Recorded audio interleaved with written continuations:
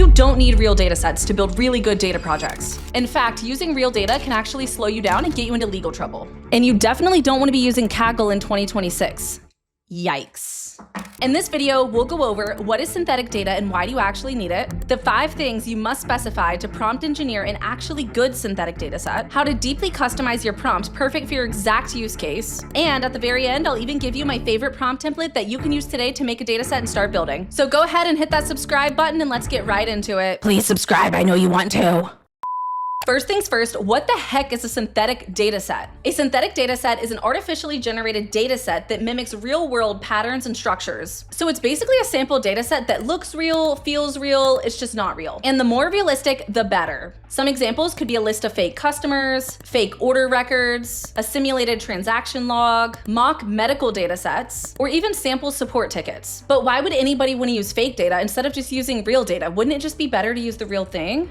Sure, if you want to end up in jail. There are a lot of risks with real data. From a privacy perspective, there's actually a lot of laws that protect data, like the GDPR and HIPAA. It's not like you can actually export and expose real patient data. You would literally get sued and end up in jail. Plus, even if it's not a legal issue, a lot of companies actually have compliance rules and regulations around their data use. So your company might not be happy if you're downloading their data from the database and sharing it publicly, or importing it into AI and other software. Another big issue with using real data is it's very often messy and incomplete, and it might not serve the purpose that you need it for. Or sometimes you have the opposite problem and datasets are too simple and unrealistic. Have you ever seen a super simple and perfectly clean dataset in Kaggle that looks a little too good to be true?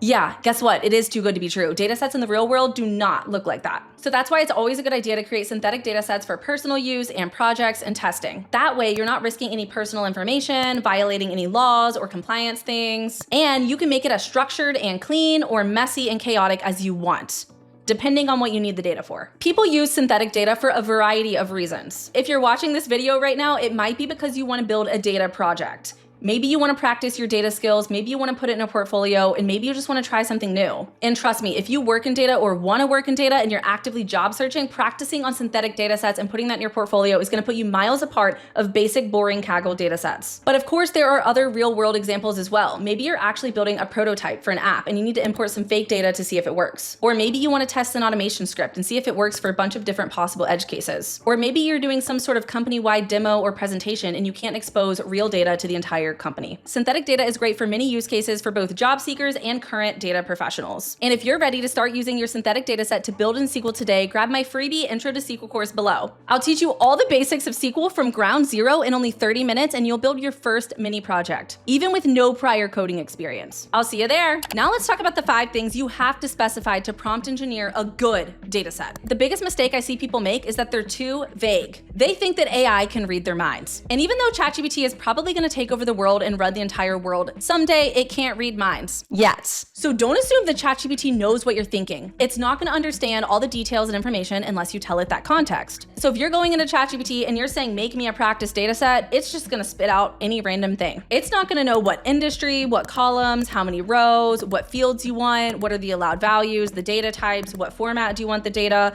the list goes on. And your data set is only going to be as good as your prompt. If you put in, you're going to get out. So scoop up your and pay attention to the 5 things you must specify. And trust me, number 5 is the thing that everybody always forgets. Number 1, you need to specify volume. How many rows and columns do you actually want returned? For the purpose of doing a project, I would recommend anywhere from 5,000 to 10,000 rows. That's a big enough data set to get a decent amount of variation and build an actually good analysis, but you don't want to bring in 100,000 rows because that's going to take forever to process and move that data around, especially if you have a slow computer and not a lot of RAM. Number 2 is the schema. You need to define how many tables you want and how they're related to each other. What sort of tables do you want? And what columns do you want inside of each table? So maybe you have an orders table that has the customer ID, the product ID, the price, the order date, and maybe you also have a customer table that has a customer ID, a sign up date, an address, and a phone number. And you can also give ChatGPT the creative freedom to add columns that it thinks are appropriate. And not only do you want to specify the tables and the columns, but you should also be very clear about how the tables are related to each other. For example, maybe the customer ID in the orders table should map to the customer ID in the customers table. You have to specify those things. Otherwise, you might end up with a bunch of randomly generated IDs that don't even map to each other, which is honestly going to drive you absolutely bonkers when you start trying to join those together.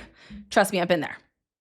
The next thing you should specify are any constraints. So here you can specify your data types. So maybe you want your date column to be dates, not date times. Or you want your primary key column to be a string, not an integer. Here you can also specify allowed values. So maybe you have an age column and you want it to be for legal adults. So maybe only 18 to 100. And maybe for gender, you want to specify that you want options for male, female, non-binary, and prefer not to answer. Maybe the sign-up date should only be between 2022 and 2026. All those little things and scenarios that you're thinking about, you have to tell ChatGPT. The next category you need to specify to take your dataset to the next level is realism. This is the difference between having a crappy sample Kaggle dataset and a beautiful realistic dataset. Here, you need to be thinking about having a realistic distribution. I was recently building a synthetic dataset, and for gender, it put 1/3 in female, 1/3 in male, and 1/3 in non-binary. And to me, I didn't feel like it was very realistic to have 1/3 of the population as non-binary. So when I fixed my prompt and actually specified, I said, hey, for the gender column, please make sure the distribution is actually realistic. And it actually fixed the distribution so it wasn't exactly 1/3 for each category, because nothing is ever that evenly distributed in the real world. Next, for realism, you need to specify that things should logically make sense. So for example, if you're building a healthcare data set and you have diagnoses and treatments, it should make sense. You're not going to prescribe someone diagnosed with diabetes with chemotherapy, or someone diagnosed with anxiety with insulin. It needs to pass the vibe check, is what I'm saying. You also need to make sure that the data set has randomness in appropriate places. So if you're making a synthetic data set and it makes the IDs for the primary key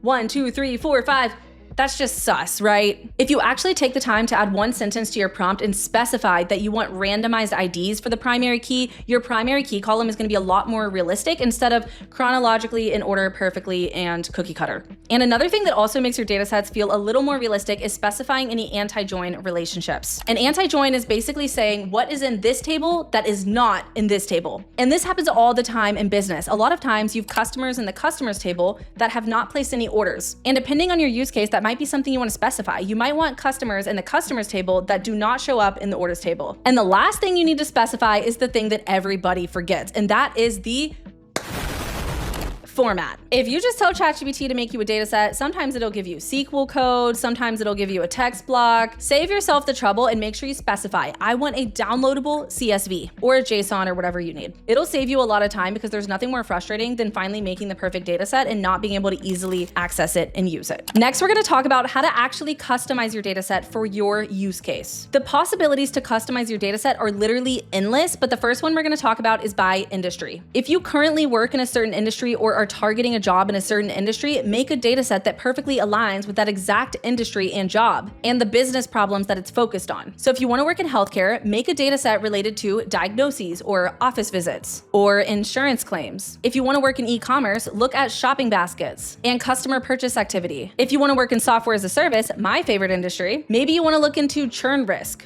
or feature usage. Or for finance, maybe you want to look into fraud or loans. Be creative and get hyper-specific based on what your goal is for the data set. You can also specify the exact project or use case you need it for. So maybe you want to do an exploratory data analysis and you need a lot of different fields with a lot of variation between them. So that way you actually have something interesting to analyze and dig into. Or maybe you want to do a funnel analysis and it's really important to have different stages and timestamps so you can track things through a certain process or funnel. Maybe you want to build machine learning models and you want to build a linear regression or a logistic regression and you need some sort of outcome that you can measure and predict. Or maybe you want to practice data cleaning, so you want to build the most egregious, dirtiest, messiest data set so you can practice your cleaning skills. The last way you should customize your data set is through creativity. Maybe you want to add a bunch of outliers, missing values, or data entry errors. Or maybe you want some sort of seasonal trend over time based on the industry you work in. Or you want some sort of bias pattern throughout your data set. This is what's going to make your data set feel production-like. Because if you've worked in data, you know that data in the real world is an absolute shit show. Using all of this information, I actually put together this prompt, and this is the exact prompt that I used to create my beginner SQL course data sets. And the funny thing is, I didn't even clean up and organize my thoughts. I literally just word vomited all the information, and it actually made me really good data sets for the course. This exact prompt worked perfectly for my use case, but again, go grab my template and go make the data set of your dreams and make it your own. And let me know in the comments if you try it out. I genuinely want to hear how it works for you. And there we have it, folks. In this video, I taught you what a synthetic data set is and why you actually need one, the 5 things you must specify to prompt engineer and actually actually good dataset, how to customize your prompt for your exact use case, and I gave you my favorite prompt template so you can build the perfect dataset and get started right now today.